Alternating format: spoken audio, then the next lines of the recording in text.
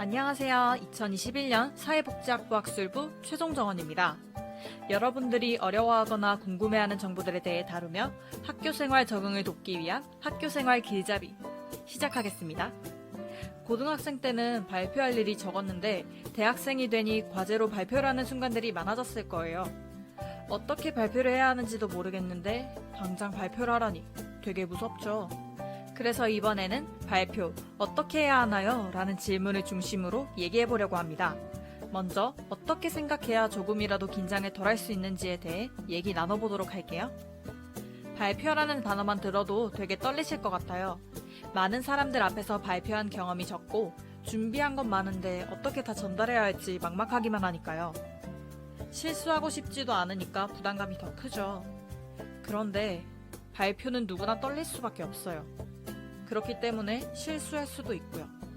이건 당연한 거예요. 긴장하지 않는 사람이 있을 수도 있지만 우린 발표가 익숙한 사람이 아니잖아요.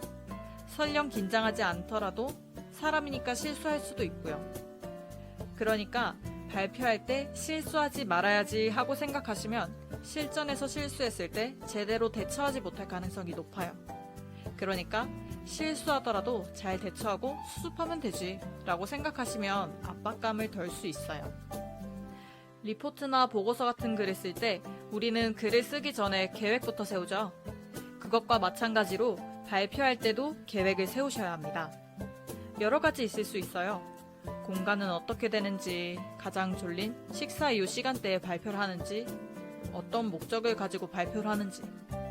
저는 그 중에서도 발표 시간이 어떻게 되는지를 중요하게 생각하고 계획을 짜는 편이에요. 예를 들어 발표 시간이 5분이에요. 우리가 아는 내용들을 전부 말하기에 턱없이 모자란 시간이죠. 그러니까 잔가지를 쳐내고 핵심 내용만 뽑아 내용을 구성해야죠. 청중을 집중시키기 위한 유머 요소를 넣지 않아도 되겠죠. 또 중요한 내용은 결론인데 도입부에 많은 시간을 배분해서 결론은 말하지 못하는 상황을 만들어서는 안 되겠죠. 이걸 방지하기 위해 두 가지식으로 말할 수도 있겠네요. 그런데 발표 시간이 15분이면 청중의 집중력을 유지하기 위한 유머 요소가 간혹 들어가도 좋을 거고요. 시각 자료가 포함되어도 좋겠죠. 그리고 도입부에 청중의 흥미를 유발하기 위한 이야깃거리를 던져도 되겠죠.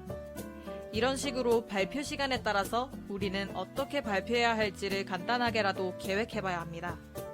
계획할 때는 반언어적, 비언어적 표현까지도 생각해보면 좋겠죠. 발표할 때 발음이 꼬이지 않는 게 기본이라고 생각하잖아요. 그런데 우리는 보통 글을 쓰면서 소리내서 읽을 때 발음이 꼬일까 잘 생각하지 않아요. 발음하기 힘든 단어들로 대본을 쓰면 발표하면서 말을 계속 더듬게 되죠. 구어체와 문어체는 확연히 다르니까요. 그래서 발표 연습을 여러 번 하면서 발음하기 쉬운 단어나 소리를 찾아야 합니다. 발음은 입을 크게 벌리면서 말해도 어느 정도 보완이 되니까 발표할 때는 평상시보다 입을 크게 벌리며 말해주세요. 억양은 말의 높낮이라고도 표현하죠. 억양으로 분위기가 달라지기 때문에 발표 주제, 계획한 발표 스타일 등을 고려해야 합니다. 진지하고 무거운 주제를 다룬다면 낮은 톤으로 말하거나 억양의 폭을 좁게 사용할 수 있겠죠. 그리고 가벼운 주제를 다루더라도 중간에 강조하고 싶은 부분이 있을 때는 억양을 다르게 할 수도 있어요. 한 가지 주의할 건 뭐든지 본인의 목소리를 기준으로 높고 낮음을 정해야 한다는 것입니다. 본인이 가진 목소리에 비해 너무 높거나 너무 낮으면 의사 전달이 제대로 되지 않을 수 있어요. 목소리가 커야 발표할 때 잘 들린다는 얘기는 어딘가에서 한 번은 들어보셨을 것 같아요. 하지만 목소리가 무조건 크다고 좋은 게 아닙니다. 목소리 크기는 청중이 얼마나 있는지, 발표하는 장소가 얼마나 큰지, 소리는 얼마나 울리는지 같은 것들을 고려해야 합니다. 빠르기는 발표 시간, 전달하고자 하는 정보의 양에 따라 조절해야 되겠죠. 저는 원래 발표할 때 이거보다 말을 더 느리게 하는데 자막이 달린 영상이라 예외로 말을 좀 빠르게 하고 있습니다.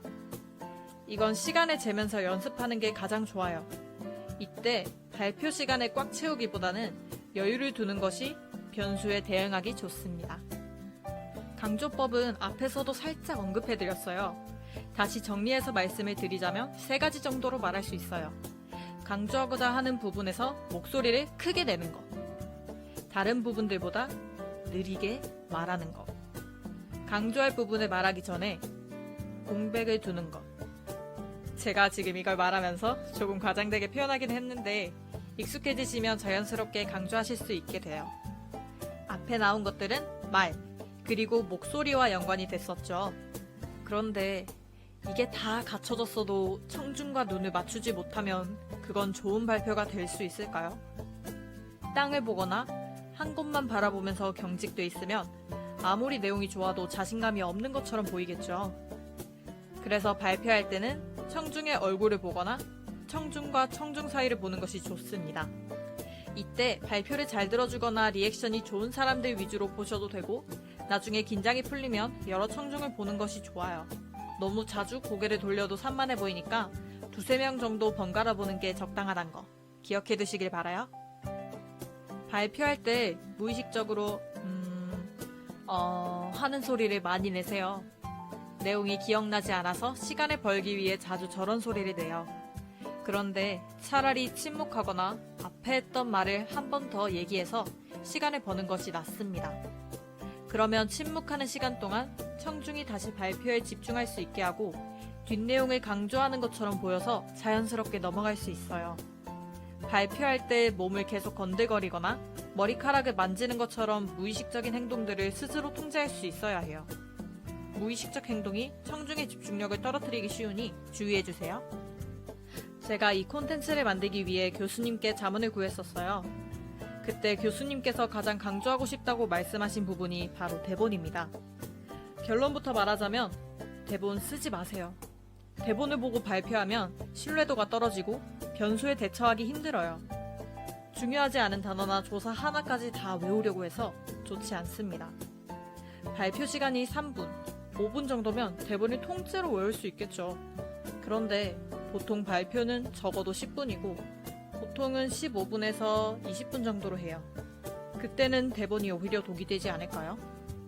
그래서 키워드, 핵심 내용만 뽑아서 개요를 짜야 합니다.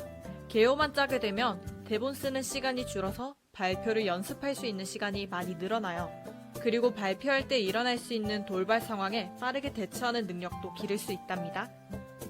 마지막으로 제일 중요한 게 꾸준히 연습하는 것입니다. 이유는 다들 아실 거예요. 그러니까 앞에 언급했던 것들을 전제로 함께 연습하면 좋은 것들을 얘기해 볼게요. 일단 대본이 없고 개요는 있으니 이걸 어떻게 말할지는 발표자 스스로 정하시면 돼요. 이때 한 가지 단어나 문장으로만 표현하지 말고 다양한 단어로 바꿔가면서 표현해보세요. 그러면 하나가 기억나지 않을 때 바로 다른 표현으로 대처할 수 있어요. 제스처, 표정, 억양 같은 것도 연습해야지 생각하지 않더라도 자동으로 나와요.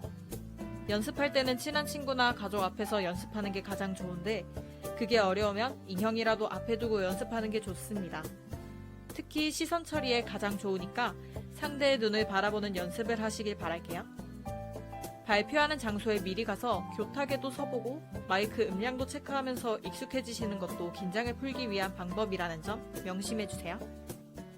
리포트 쓰는 과제도 있고 발표하는 과제도 있으니까 먼저 올렸던 영상과 이 영상을 번갈아 보면서 참고하시면 조금이라도 도움이 될 겁니다. 경북대학교 사회복지학부 1학년 학생분들의 새로운 시작을 진심으로 응원하겠습니다.